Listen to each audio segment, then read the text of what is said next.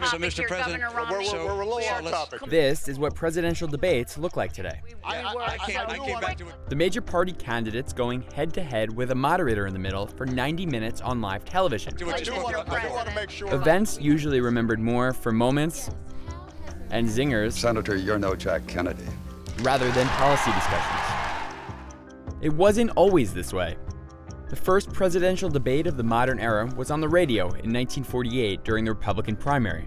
Each candidate speaks for 20 minutes, then gives an 8.5-minute rebuttal. It would rapidly advance the cause of communism in the United States and all over the world.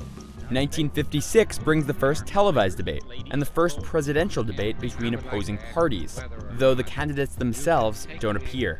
It's actually two surrogates, Democrat Eleanor Roosevelt The failure of our policy. and Republican Senator Margaret Chase Smith, who debate on behalf of Adlai Stevenson and Dwight Eisenhower.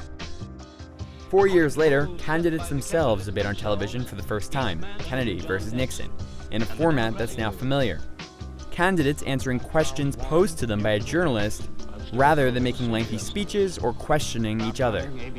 In the first debate, the younger, more charismatic John F. Kennedy comes across strong on TV, while Richard Nixon, who's recovering from a recent hospitalization, appears pale and sweaty, an image that followed him to his defeat in November.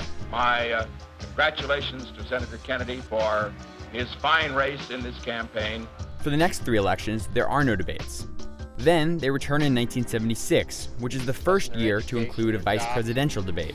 I think Senator Dole has richly earned his reputation as a hatchet man tonight. The next two, 1980 and 1984, are memorable for Ronald Reagan's debate skills and knack for one-liners. There you go again. Are you better off than you were 4 years ago? I am not going to exploit, for political purposes, my opponent's youth and inexperience. Then, in 1988, the independent, not-for-profit Commission on Presidential Debates is formed. It has sponsored every debate since. The only major change since then is the addition of the so-called town hall format in 1992, in which voters ask questions. And what would you do to change it? In 2016, there'll be 4 debates, 3 presidential and 1 vice presidential, as has become custom. The first debate is coincidentally scheduled on the 56th anniversary of the first Kennedy-Nixon debate, and it could become the most watched in history.